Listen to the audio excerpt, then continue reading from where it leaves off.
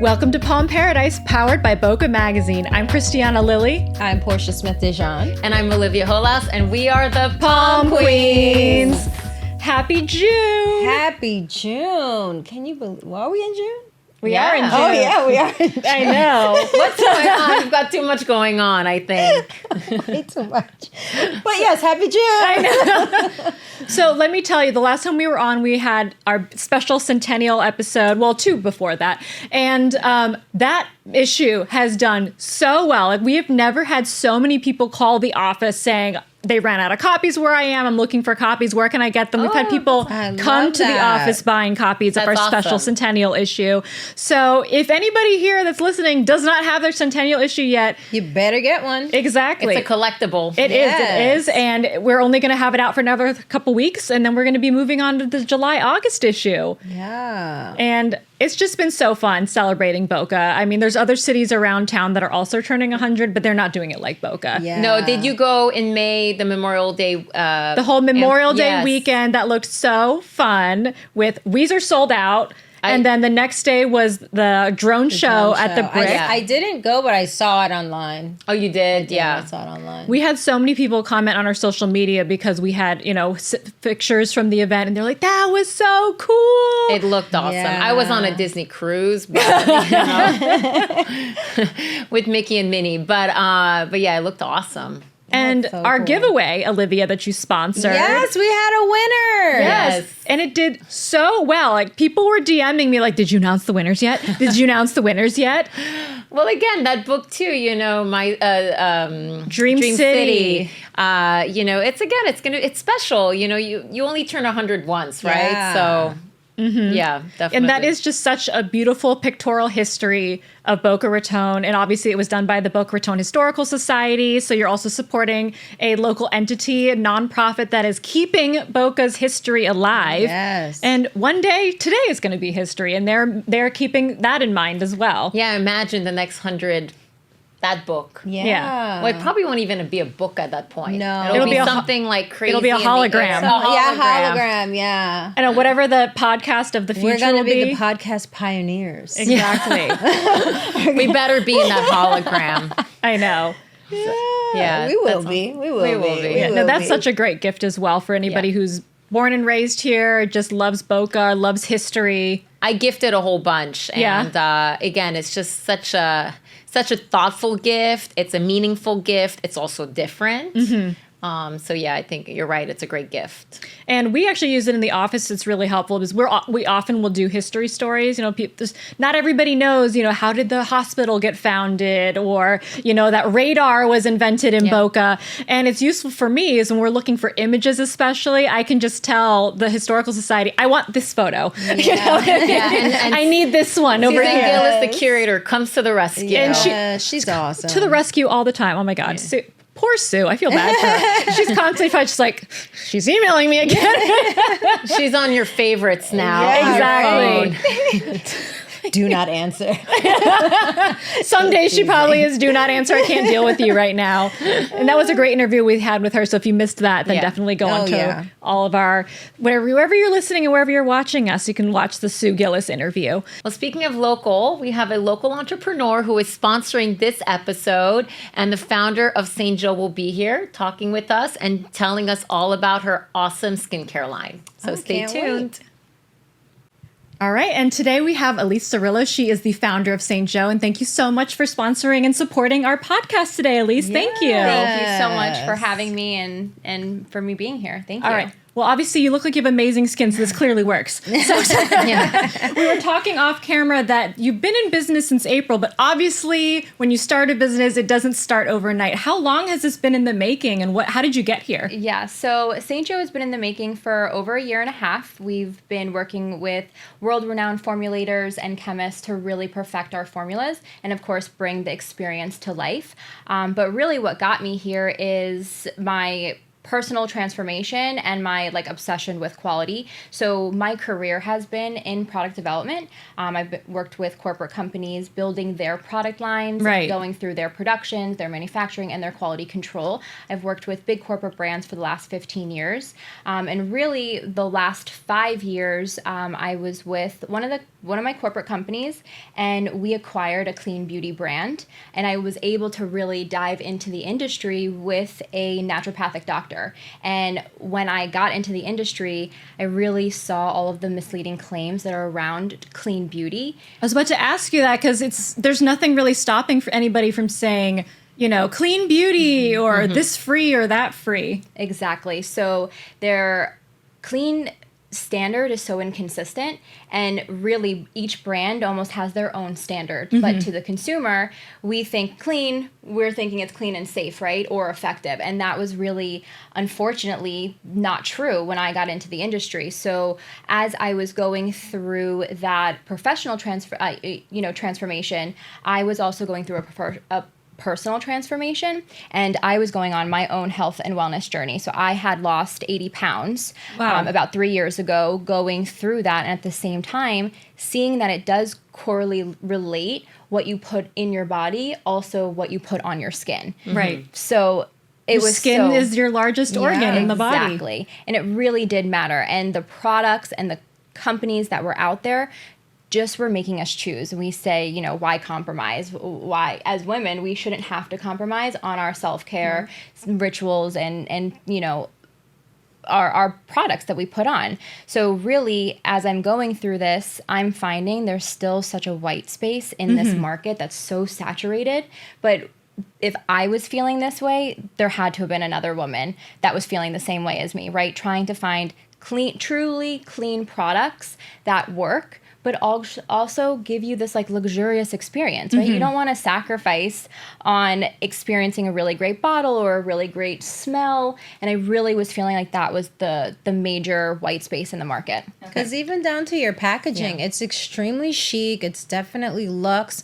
And overall, you did a great job. I agree. And I'm just curious to know about the name. Yeah. Simpatico, St. Joe, like, what's the story? Yeah. So I love that question. So that's actually a personal name for me. Okay. So at the time that this opportunity came to me to really start a company, my grandmother had passed away, and my middle name is Josephine, and both of my grandmothers are Josephine. Oh, wow. And so I'm really close with my grandmothers, and growing up, they were both of them were huge role models for me. So at that time when she passed, I got this opportunity, and it just, like that, St. Joe. And so it is really packed with girl power. I love it. It's packed with girl power. It's packed with love, and truly the consumer and the customer is the most important thing for me. Love that. So let's play. If you guys aren't watching us on YouTube or on TikTok, you need to tune in so that you can see this, because you said this is bamboo tops here. Yes. So tell us where we start here with St. Joe products. Yep. So the tops are made from bamboo. So really making sure that the packaging is sourced sustainably. And then the bottles are made out of glass. So again, your formulas are preserved better when they're sitting in glass than sitting in plastic. So that's really what was so important for us. And then of course, what we did was we wanted to simplify the routines, right? Right now, everything out there is what's trending or what someone else is using or, a doctor is pushing, and it feels overwhelming. Most products, you don't even know if they're working together, if they're canceling each other out, right? So for me, it was super important to create a system. Right. Simplify it. Simplify your routine. Simplify the ingredients. Just simplify life, right? Yeah. So that was really what was important. So we created 5 steps topical for your skin and then 2 steps for ingestibles, so that really, because you can't approach your skin without approaching what's going on within. So we call it the skin and within. And it's really important. So our supplements are made in the US, and they are plant-based as well, clinically tested actives, and really support collagen, elasticity, firmness, gut health, restful sleep for a PM one. So really giving you everything you do need on the inside to just show your glow on the outside. Okay, so what is step 1 then? Yes. So step 1, you always need to start with a cleanser, right? So Yes. most cleansers right now are out there, strip our barrier, they foam too much, and they're actually leaving you less hydrated and really kind of, breaking your skin barrier. So our first step is our cleanser, and the cleanser is really going to be your first step in repairing your skin barrier, and then of course cleaning all the dirt and makeup off and balancing your pH. That's what's so important. So if you have a really good cleanser, you don't need a toner. You don't need all these extra things that are out in the marketplace. So of course you got to start with a good cleanser. Okay. That's great. That's a good tip too, because I feel like sometimes I do feel dry after I cleanse, and I'm just not using the right product. Right. Well, remember when we were like in high school and you're using like St. Ives and it's just like, I know, we're all traumatized by that. Ives. Like clean and Speak for clear. yourself. Or going to bed without taking your makeup off. Exactly. Late All those night. bad habits. Not And now good we're like, either. nope, not anymore. We are grown. Okay. Exactly. So step 2. So step 2, you have your first serum. So this serum is going to be the closest layer to your skin barrier. So this is really going to be your protection and your repairing of your skin barrier. But of course comes that is your fine lines and wrinkles, right, ladies? So we of course have to, attack the anti-aging, make the skin look and actually be much healthier, and ultimately will be younger, right? No more Botox. No more Botox. But if you are a low tox girl, not a no tox girl, this will help. I like that low tox. Low tox. Good one. I like to say I'm low tox, not no tox. I like that. Right? But it will actually help the longevity of your Botox. So it will slow down actually like breaking through and, needing more. Then your step 3 is your brightener. So this is really going to be what helps even out your skin tone. It's going to be your hyperpigmentation, your dark spots, even your sunspots. So this is going to be really a great form of vitamin C. And then you've got our Nourish, which is my favorite product just because of the experience. All of them work amazingly. But this product itself, if I can put it on someone... Okay, Your I closest volunteer as Christiana. tribute. Yeah. Okay, let's do this. Hold You on. can put it on Let's us get a little after. messy.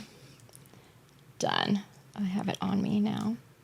Oh, and it has a little scoop. It has a scoop. Has a little but scoop. honestly, like Oh. it looks Look at at luxurious, that. right? It's like honey. Yeah. So here. All right, you can do my hair. Exactly. You got me with the scoop and the honey. But it's not too thick, because some of them where not. it just like, it feels like it just I'll get you sits later. on Yeah, your skin. Thank you, Elise. So if you notice, it's soaks right really in, giving you like a true glow. It's soaking right into your skin. Yes. And then ultimately it's really giving you that hydration, Right, that right. all day hydration. I mean, just look at the difference. Oh yeah. And Right? it feels good. It's And it like feels good. rich, It's but lightweight. It's not. Yeah, it's not Not heavy, greasy. not at And all. It's very Do a light. little bit of a smell. Yeah. Very light. Natural. Natural. So this would be step 4. So this is your step 4. Okay. Yeah, your step 4 is truly going to be your hydration. Your hydration and that visible glow that you're going to start to see. And then your step 5, now this is something that I like to do twice a day, morning and night. Some people like this more at night. I always say if you're going to be out in the sun, don't put your very potent vitamin C on, right? Because that sometimes attracts the sun. Okay. But this is actually one of the most stable forms of vitamin C that's out on the market. So it's really going to be all your amazing natural oils. Jojoba oil, raspberry oil, cranberry oil. So all of the amazing oils that are giving you that glow in your skin. And then, of course, that potent vitamin C. So definitely go to sleep with this on. I've been putting vitamin C before everything else. So am I doing that wrong? So, Lise, you did that too? Okay. So I we're not love alone. this question because I really had to work Yeah. with my formulators and say, why are we doing vitamin C at the end, right? So there is vitamin C in your brightener, but when vitamin C is in a oil-based formula, it is best to go at the end because it's also going to help your penetrate all of the actives before it. So that was also something I learned in the industry. So if it's an oil-based one, definitely put it on after as one of your last steps. And then if it's like more of a water-based one, can be in your other serums. Okay. This is And amazing. you were talking about, natural and, not all these additives. And for me personally, I know I have eczema. So then I can't have those really strong fragrances and everything like that. So can you talk a little bit about, getting rid of all that extra junk that a lot of skincare companies have just kind of defaulted to over the years? Of course. And I think that's what's so important, right? And even in some of these clean brands and companies, they still will have a synthetic filler, a synthetic preservative. And it's just why? Why do we need that, right? It could be cost. It could just be what helps their formula be more stable, right? Or it's just quicker to formulate. So there are so many things and so many variables to it. But really, I think it's just so important to know what brands, know what they stand for, really read the ingredients. There's so many AI tools now that will help tell them your skin, tell them your problems and what you're looking for, and make sure that brand or that product is really going to support your needs. Okay. And so then now we're in the thick of summer right now, and we're sweating, we've got sunblock on, there's sand on our skin, or for those of us that are traveling, just the airplane air, it just sucks the moisture out. It's so true. What are your tips for the summer and for travel? What are some of your go-tos that you throw in your bag? So I think it's important, summer's here, right? Stay hydrated. Of course, we all know that. Stay hydrated because that will show on your skin. Use lemon water, eat your seasonal fruits and fresh vegetables, right? All of that will really matter. What you put in your body shows up on your skin. So of course, go, hydration when it comes to what you're eating and what you're drinking. But then protection for your skincare, I always say stay consistent. Summer, there's a lot of travel. People don't want to bring their bottles. They don't, they want to simplify their routine. Don't do that. Stay very consistent. If you do it at home, bring it to the hotel with you, bring that experience with you. Staying consistent will be so important for your skin. Of course, wear an SPF, right? Reapply your SPF. If you're going to be directly in the sun, wear a hat. It's just hat season now, right? Yeah. We just have to, unfortunately. Yeah, don't be lazy, basically. Right. Just prepare, right? Yeah. But really, I think the most important thing is stay consistent with your skincare routines. Love it. Okay. I love that. Do any of these come in travel size? So travel size will come soon, but they are all under that 3.4 ounces, so you can travel with them. At least you thought of everything. Yes. And if you do purchase the full 5 steps, you get our amazing travel case. That's So I always travel with my products in here, or after this, I'm gonna go meet my husband for a drink, and I'm gonna use my tote. I love that. Where Very can cute. people? That's a purchase clutch. this? That's not a tote. That is so cute. Yeah. My little. You thought of everything for It's not real. like the cosmetic bag at a department store. No Exactly. way. No, it's better. It's important that you get the full experience, right? That women feel, or even men can use these products. It's important that you feel the full experience. You become part of the brand, right? We wanted the brand to really have a personality behind it and to show the customers that we're truly thinking of them first. So, you have to have a great bag to go with the beautiful packaging, right? And again, the name is so wonderful, so it's cool. Yeah. So where can somebody get the 5-step program and that amazing clutch? Yes. So you can shop us directly online at www.shopstjoe.com. And then you can also follow us on Instagram or Twitter at shop.stjoe.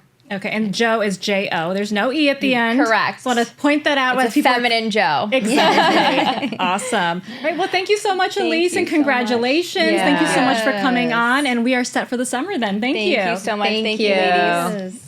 I love having local women-owned businesses on here, and so it's really great to have Allyse on, and it's just so impressive what she's doing. I'm sold on her product. I'm going on her website after we finish recording, and I'm shopping. And we played a little more off camera too, so our The hands are... oil was amazing. It just locked all that goodness in, and that bag come on. I know that The one we coined the clutch. that was clutch.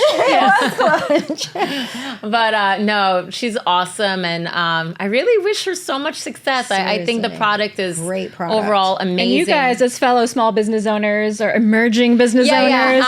So I was just saying, I'm like, I don't call myself a small business owner, an emerging business owner, Love right? that. Yeah, you So- guys can definitely do some crossover and help each other out. And that's what we also do at Boca and Delray is we like to uplift local people. So it's really cool to have her on. And speaking of local, we have another really strong, cool lady on, Melissa Perlman. Stay tuned. Today we have Melissa Perlman. She's the founder and president of Blue Ivy Communications. And normally she's a PR pro, but then you turned into the story because you ran the Boston Marathon and What ranking did you get? I'm so flabbergasted. Yeah, I finished 57th overall, but the big part about it, or the cool part, was that I ran in the professional field. So that was very new, very exciting, very rare for a regular runner, regular person to run with the professionals. Well, how do you qualify to run with the professionals? How does this all work? Yeah. So, I mean, the professional running world is weird. It's not like there's leagues like the NFL or NBA. Anyone can sort of be bumped up to that professional level if they are sponsored, if they run a certain time, if they get invited into a professional field like I was. So I just contacted the Boston Marathon athlete coordinator and shared my time, and she accepted me into the field. And they were, months before the marathon, they're filling a field. They want a certain number of people, men and women, in each of their elite fields, and they fill it with the top times of people who apply. And how many miles and what's a good time? What's a marathon? A marathon is always 26.2 miles. Okay. So I know there's some confusion that people are like, oh, I ran a 5K marathon or whatever. Yeah. Or it's a That would be me. that would be a 5. Trying to For make me- ourselves feel better. For me, it's not ran; it's more walk. I walked to 5K. So Sign me up. there's 5K races, 10K Yeah. races, half marathons, and then full marathons that are always 26.2 miles or 42 kilometers if you were in Europe or outside of And America. a good time to get that done? So, I mean, it varies. Like, I wouldn't say, completing a marathon is an effort in itself. So some people run, them in 5 hours, 6 hours, 4 hours that I know that run, and train hard. Gosh. And That's because amazing. because I'm a master's athlete, which means I'm over 40, that bumps me up a little bit more because they want to get some, representation from us older people. So it got me in. So yeah, I qualified, and then I ran a 2:42 in the race. I ran a personal best, which was exciting. Yeah. Wow. That's Yeah. huge. So Yeah. how do you train?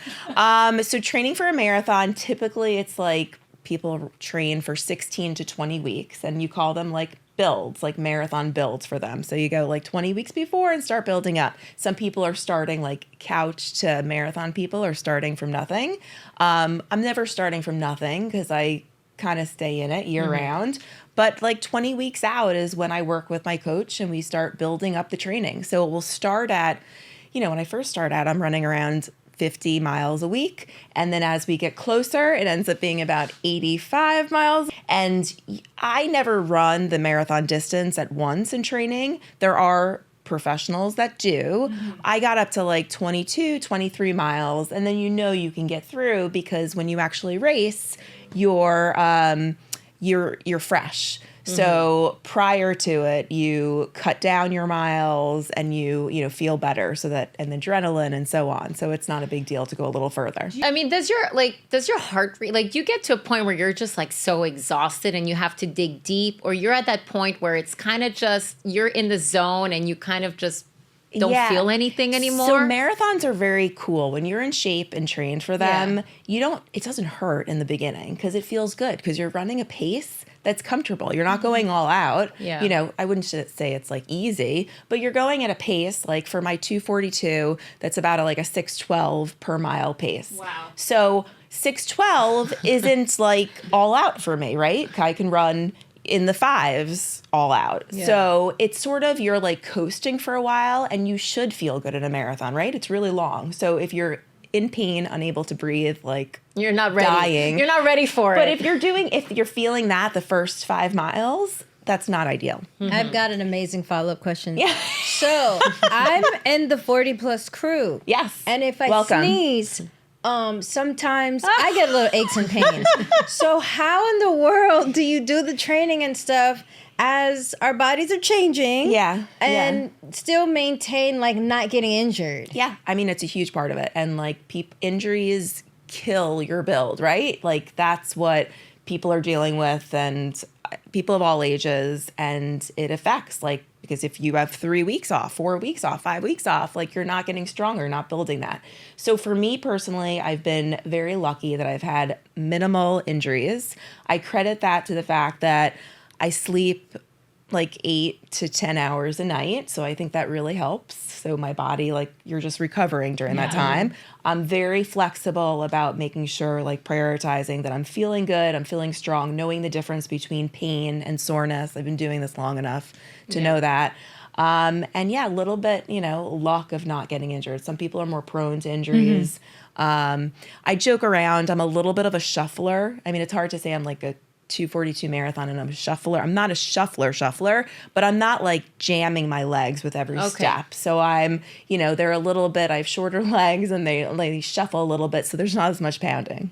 Okay. And kind of piggybacking off of what you said, Portia, I know like I'm not in the elite or masters or whatever, but just thinking about when I did sports in high school versus when I'm doing sports now or I do kickboxing, there's that frustration sometimes when you're like, this used to be easy or I used to be able to recover quicker. Yeah. How do you overcome that, as you're changing, but you're still strong, but things are different. Yeah. So wildest thing for me is I'm getting better. Wow. Okay. It's so bizarre.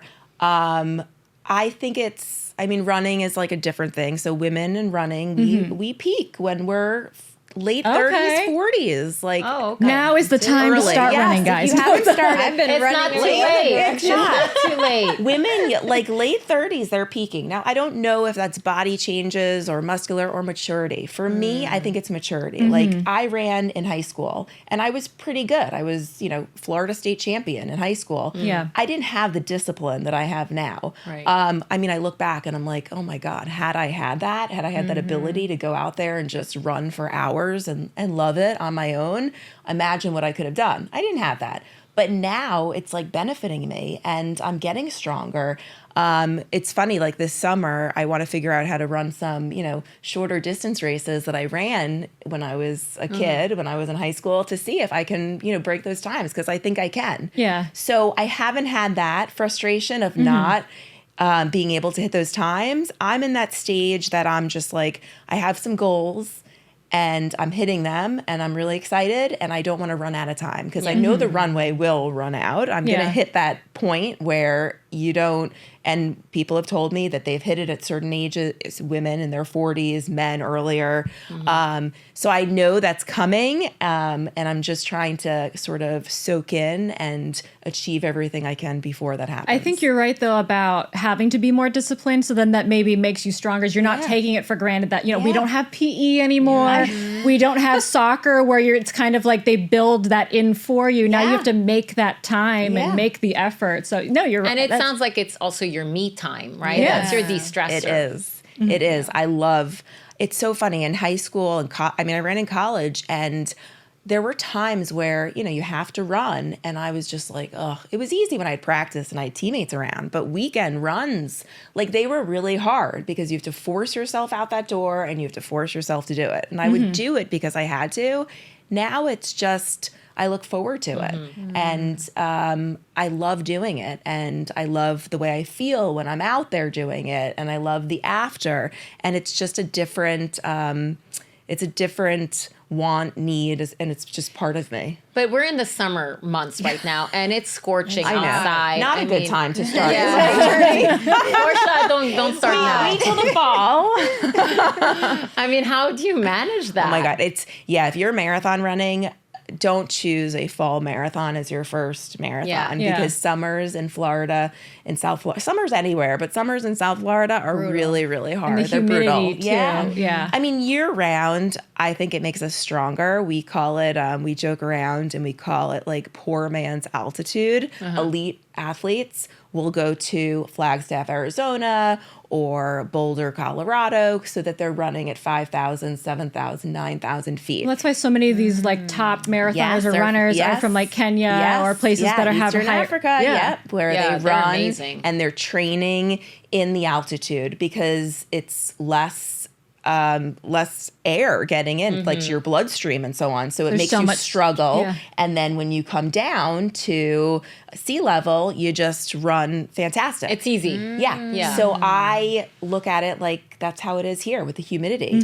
I can, if I'm training in this weather, when I go to races, as long as I'm not racing in Florida where the humidity is high, I feel so much better. And the times just come more easily. What a breeze. I know. It's just, it's amazing. It's less challenging. challenging. Yes, it's less challenging. So I try to switch it to that. But you have to be aware. I mean, I'm not going to hit all the times that my coach puts on my schedule and on my training, because I know she lives in Flagstaff. Yeah. She doesn't live in, 80, 90 degree, 90% humidity. So you just have to be really aware of it, not give yourself, a hard time that you're struggling, and you have to go by effort sometimes. Listen to your body. Yeah, and really go by effort. Yeah. Are you going to do the Boston Marathon again? I will. Probably not this year coming up. My next marathon, I'm signed up for New York. Okay. I've never run New York before, which is in November. So I'm excited about that. And then, which is another hilly marathon. And then 2026, I'm going to focus on some fast marathons. So ones that are flatter and less hills, bridges, etc. And that's because, breaking news this week, the USA Track and Field Association came out with their Olympic trials qualifying time. And for women, it's the same as it was in 2024. Okay. So for 2028, which is the next Olympics, it's 2 hours and 37 minutes. So that's my goal. You just need to chop off like 6 minutes or Wait, something, yeah, right? Well, we just might 5 see you at minutes. the Olympics. Yeah. Well, it's the Olympic trials that we qualify for, Yeah. and then the top 3 women go to the Olympics. So that's not really in We believe in you, Melissa. Well, we do. regardless, we're Yeah. cheering you on. Absolutely. Well, Melissa, thank you so much for coming on today. We have Thanks a for having local me. hero here. Thank you. So, where can people follow you or support you and your business? Sure. So for my running personality, that is on Instagram's the best spot, and that's Mel Runs Fast, and that's where I put all my training and updates there. And then work-wise, Blue Ivy Communications. You can either go to Blue Ivy Communications on Instagram or blueivycommunications.com or find us on Facebook. And we work with you all the time. I know, we love you. We're We giving love you guys. You give such great leads on that, like really community oriented, and you just you. know what's going on. And we were just really always love working with you. So Thank you. All right, I love it everybody. too. Yeah. So thank you, Melissa, and everybody. Thank you so much. This is Palm Paradise. Make sure you're following us on YouTube and TikTok and Instagram, and of course, Boca Magazine, bocamag.com. We're on Instagram and Facebook. Everybody, bye.